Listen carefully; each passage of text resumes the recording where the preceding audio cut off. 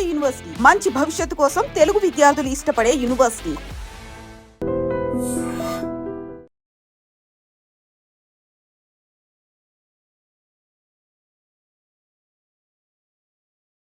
అందరికీ హాయ్, అందరికీ good night. అందరికీ గుడ్ నైట్. నాకు ఎప్పటికీ గుడ్ నైట్. ఇంకా నాకు ఇంతకంటూ ఆప్షన్ దొరకలేదు. బతకాలని ఆశ కూడా లేదు. బతకడం అందరికీ రాదమ్మా.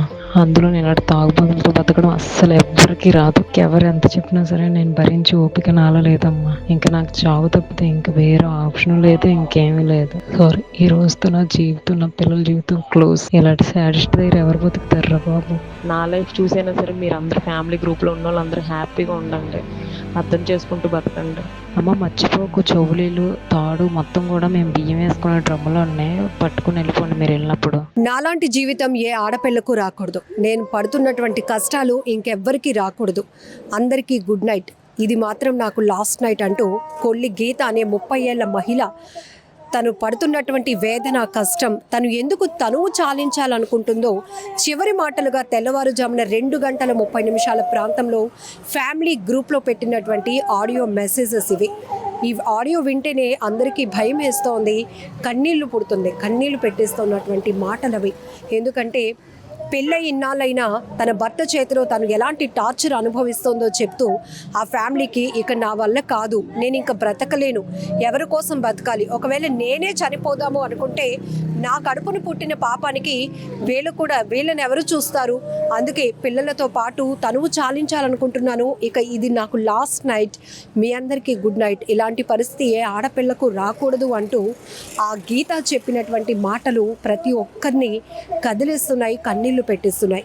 పెందుట్టిలో ఘోర విషాదకరమైన ఘటన చోటు చేసుకుంది. సత్యవాణిపాలెంలో ఉంటున్నటువంటి కొల్లి గీత 30 సంవత్సరాల వివాహిత, 2 పిల్లలు, యోక్షిత శ్రీ 8 సంవత్సరాల పాప, భవిష్య మణికంఠ 6 సంవత్సరాల బాబుతో కలిసి బావిలో దూకేసింది.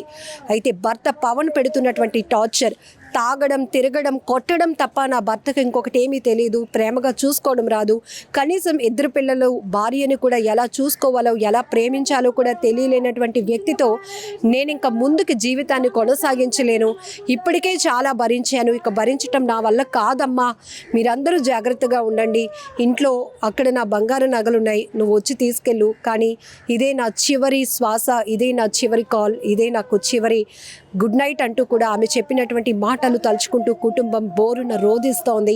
ఈ మాటలు ప్రతి ఒక్కరిని తీవ్రంగా కదిలిస్తున్నాయి. మద్యం వల్ల ఎన్నో కుటుంబాలు ఛిద్రమైపోతున్న పరిస్థితులు చూస్తున్నాం. ఎంతో మంది ఆత్మహత్యలు చేసుకుంటున్నారు, హత్యలు చేసుకుంటున్నారు, నేరాలు పెరుగుతున్నాయి మద్యం మత్తులో. ఇలానే కుటుంబ కలహాలకు కారణమవుతూ ఎంతో మంది పిల్లలతో సహా తనువు చాలించే పరిస్థితికి ఈ మద్యం ఒక బానిస అని చెప్పొచ్చు. మద్యానికి బానిస అవుతున్న వ్యక్తుల వల్ల ఎంతమంది ఎలా సఫర్ అవుతున్నారో మనం చూస్తూనే ఉన్నాం. ఇప్పుడు మరో కుటుంబం కూడా బలైపోయింది. ఇద్దరు కూడా 2016లో గీతకి, పవన్కి కుటుంబ సభ్యులంతా కలిసి పెళ్లి చేశారు. మేనత్త కొడుకునే గీత పెళ్లి చేసుకుంది. ఇద్దరు ప్రేమించుకున్నారు కూడా. సో ఆ ప్రేమ, పెళ్లి మొత్తం కుటుంబ వ్యవస్థ చాలా ఆనందంగా ఉంటుంది అని ఎన్నో కలలు కంది ఆమె. కానీ 2 పిల్లలు పుట్టారు, అయినా అతనిలో ఎలాంటి మార్పు రాలేదు. బాధ్యతలు పెరగాల్సింది, బాధ్యతగా కుటుంబాన్ని చూసుకోవాల్సిన భర్త మద్యానికి బానిస అయిపోయి పూర్తిగా ఫ్యామిలీని వదిలేశాడు. కేవలం తాగడం, తిట్టడం, తనను అనుమానించడం, ఇవే తను ఇంకా కొనసాగిస్తున్న పరిస్థితిలో ఇంకా నాకు లైఫ్ లేదు అని నాకు అర్థమైపోయింది. ఇలాంటి బాధ, ఇలాంటి వేదన, ఇలాంటి నరకం ఏ ఆడపిల్లకు రాకూడదు.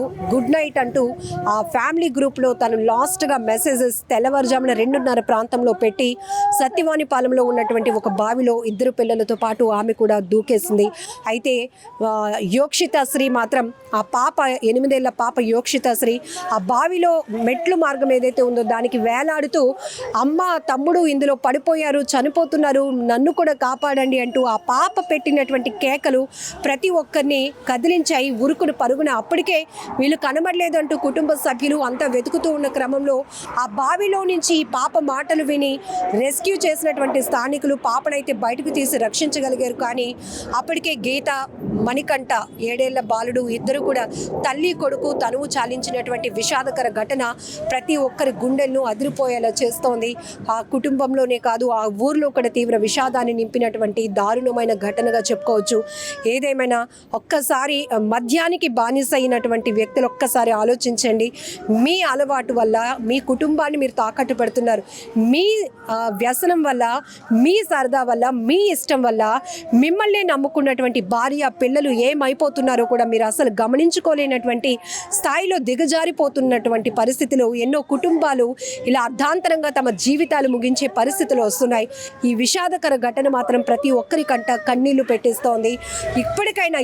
ఇప్పటికే మద్యానికి అలవాటు పడి దాంట్లో మత్తులో మునిగిపోతున్న వాళ్ళు దయచేసి మీ మనసు మార్చుకోండి. మగవాళ్ళుగా మీకు ప్రాధేయపడి చెప్తుంది కూడా ఒకటే. ఇక్కడ గీత కూడా తన భర్తతో ఎంతో భవిష్యత్తు ఊహించుకుంది.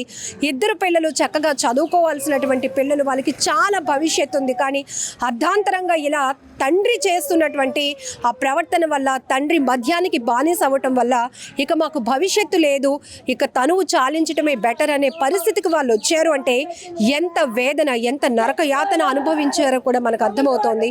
ఇక్కడ ఈ తల్లి కూడా చెప్తోంది, తల్లి అని కూడా నన్ను చూడకుండా నన్ను కూడా అనుమానం కట్టేవాడు నా కొడుకు, అయినా భరిస్తున్నాం. వాడు తాగొచ్చినా కూడా, తిడుతున్నా కూడా మేము భరిస్తూనే వచ్చాం. నా కోడలు కూడా వాడి మాటలు, వాడు ప్రవర్తనని అలవాటు అయిపోయింది. అలానే దిగమింగుకుంటూ ఎవరికి చెప్పకుండా నలిగిపోయింది. కానీ ఇక అది భరించలేకపోయింది నా కోడలు. పిల్లలతో పాటు తను కూడా చనిపోవాలనుకుంది. అయితే మనవరాలు బయటపడింది. కానీ మనవడితో పాటు కోడల్ని కోల్పోయానంటూ ఆ తల్లి రాత్రి నుంచి కూడా నిర్విరామంగా అలా కన్నీళ్లు పెట్టుకుంటూ, గుండెలు బాదుకుంటూ రోధిస్తున్న తీరు ప్రతి ఒక్కరిని కంట తడి పెట్టేస్తోంది. ప్రస్తుతం మనమైతే కేజీహెచ్ మార్చిడి దగ్గర ఉన్నాం. గీత అలాగే మణికంఠ మృతదేహాలు పోస్ట్ మార్టం నిమిత్తం అయితే ఇక్కడికి తరలించారు. ఆ పాప అయితే ప్రస్తుతం ఆ కుటుంబ సభ్యుల అండర్లో ఉంది.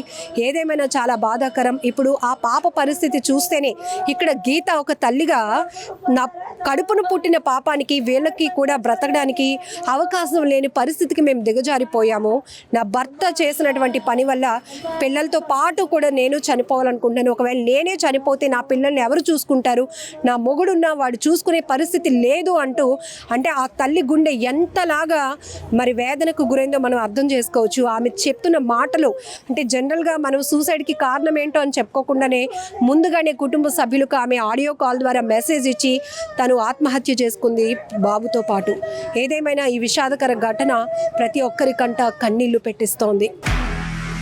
నిజంగా ప్రస్తుతం ఉన్నటువంటి సమాజం దేనికి ప్రయారిటీ ఇస్తుంది? ఆర్థిక సంబంధాల చుట్టూ మాత్రమే తిరుగుతోంది. మళ్ళీ ఎన్నికలంగానే చాలా విరక్తి కలుగుతాం. మంచి అనిపిస్తుంది కదా, లేడీస్ కూడా ఛాలెంజింగ్ జాబ్స్ చేసినప్పుడు చాలా బాగుంటది. ట్రాఫిక్ అసిస్టెంట్స్ గా నియమించిన ట్రాన్స్జెండర్స్ అందరితో సాల్యూట్ చేయించుకుంటున్నారు. ఫుడ్ డెలివరీ ఇవ్వటానికి వెళ్ళినటువంటి డెలివరీ బాయ్ అనిల్ పై కళ్ళ ముందు పిల్లల్ని